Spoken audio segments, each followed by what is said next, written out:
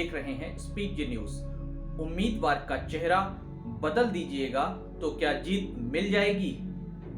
तो क्या जो दूसरी पार्टी में रहकर जीत रहा था उसे अगर अपनी पार्टी में ले आएंगे तो क्या जीत मिल जाएगी?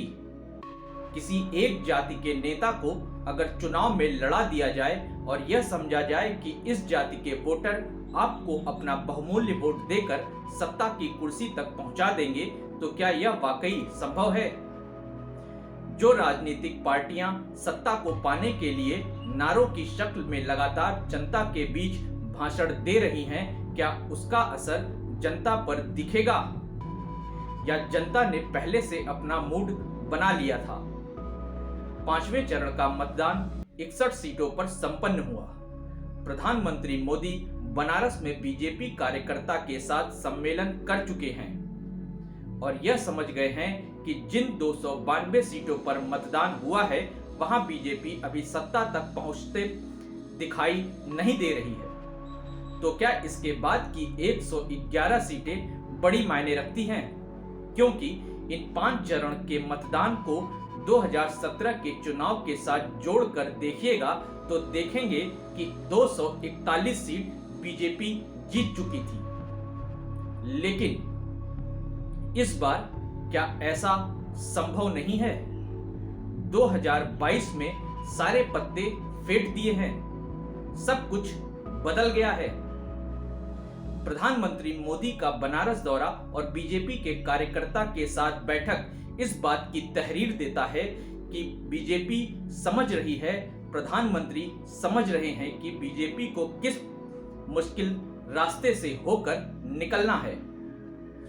इन आखिरी के 2 चरणों में जहां पर 111 सीटों पर मतदान होने हैं, क्योंकि 292 सीटों पर वोटिंग के बाद 2017 में 241 सीट बीजेपी के खाते में थी।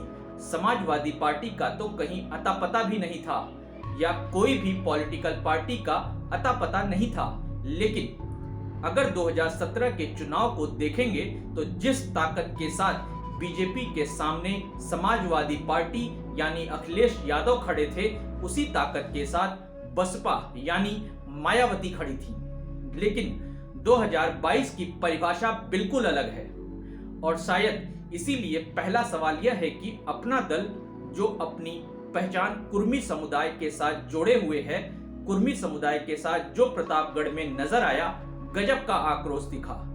कुर्मी समुदाय में गजब का गुस्सा है। यह परिस्थिति यह बतलाती है कि अपने नेताओं को भी वह सीख देना चाहते हैं। समुदाय और जाति विशेष की राजनीति में बिखराव नजर आ रहा है। ब्राह्मणों को लेकर सोचा जा रहा था कि एक मुश्त के साथ बीजेपी के साथ खड़े होंगे। बड़ी तादाद में बीजेपी के साथ खड़े जरूर हैं, लेकिन उसमें भी एक बिखराव नजर आ रहा है। दलितों के साथ भी नजर आ रहा था। क्या वह मायावती के साथ खड़े होंगे? लेकिन उसमें भी एक बिखराव नजर आ रहा है।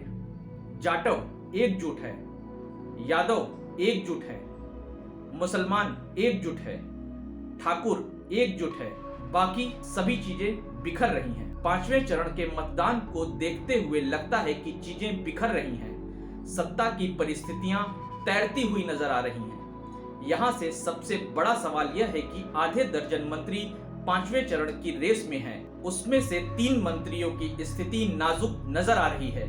2 मंत्री टक्कर दे रहे हैं। एक मंत्री जीत जाएंगे यह कहा जा सकता है। नाम लिया जाए या न लिया जाए इससे कोई फर्क नहीं पड़ता, लेकिन हमें लगता है कि बात तो इस जिक्र का करना चाहिए जो गुंडावादी पार्टी थी, जो बाहुबली वाली पार्टी थी, जिसके ऊपर तमाम तरह के आरोप लगे। वह समाजवादी पार्टी ने कुंडा जैसे विधानसभा क्षेत्र में सबसे बड़े बाहुबली किसी की भी सत्ता रही हो, चाहे वह अखिलेश की सत्ता हो, मायावती की सत्ता हो, मुलायम की सत्ता हो या योगी आदित्यनाथ की सत्ता हो, उस शख्स को कोई हरा नहीं सका। लेकिन उसको चुनौती दी समाजवादी पार्टी ने अखिलेश के जरिए। लेकिन किसी की भी सत्ता रही हो, इस शख्स को हरा नहीं पाया। मैं बात कर रहा हूं प्रतापगढ़ कुंडा से बाहुबली राजा भैया की। राजा भैया वह नाम जो कभी हार का मुंह देखे नहीं, लेकिन इस बार 2022 के चुनाव में एक नई पार्टी जनसत्ता, जो कि राजा भैया की बनाई हुई पार्टी है, उसी पार्टी से वह चुनाव लड़ रहे हैं और उनको चुनौती दी है समाजवादी पार्टी ने। लेकिन हम यहाँ जानबूझकर प्रतापगढ़ सीट की बात कर रहे हैं, क्योंकि उत्तर प्रदेश में चुनाव अगर है तो बाहुबली का जिक्र न हो, ऐसा हो नहीं सकता। हम यहाँ प्रतापगढ़ की बात इसलिए कर रहे हैं क्योंकि सत्ता किसी की भी हो, किसी की भी आए, किसी की भी जाए, लेकिन प्रतापगढ़ की सीट राजा भैया को कोई डिगा नहीं पाया। यह कौन सी परिस्थिति है कि जीत के लिए पहली बार समाजवादी पार्टी के जीप पर हमला बोलना पड़ा, गोलियां भी चली और लाठियां भांजनी पड़ी, शिकायत भी हुई, पुलिस एफआईआर भी हुई।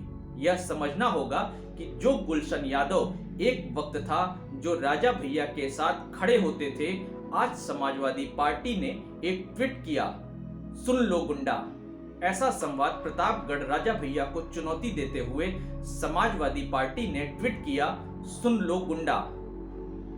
ऐसा संवाद आमतौर पर होता नहीं है, लेकिन परिस्थितियां ऐसी बन गई कि आज चुनाव में यह भी देखने को मिला। गुलशन यादव पर हमला तुम्हारी चुनाव की हार पर संदेह खड़ा करता है क्या?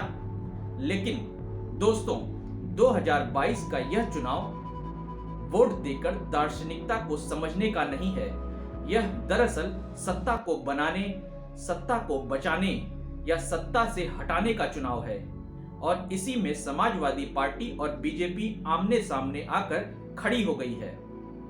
इसीलिए पांचवें चरण होने के बाद स्थिति यह हो गई है कि पूर्वांचल में अब हर बाहुबली और मंत्री अपने गढ़ को बचाने में अपनी पूरी जान और पूरी ताकत लगाने में नजर आएगा, क्योंकि यह 111 सीट जो बची है, इसमें अगर किसी भी हालत में गढ़ अगर खत्म हुआ तो बड़ी हार, और गढ़ बच गया तो सत्ता के नजदीक। इस परिस्थिति में चीजें आकर अटकी हुई हैं और यह यकीनन 60 और 40 के प्रतिशत में उत्तर प्रदेश का चुनाव आकर खड़ा हो गया है।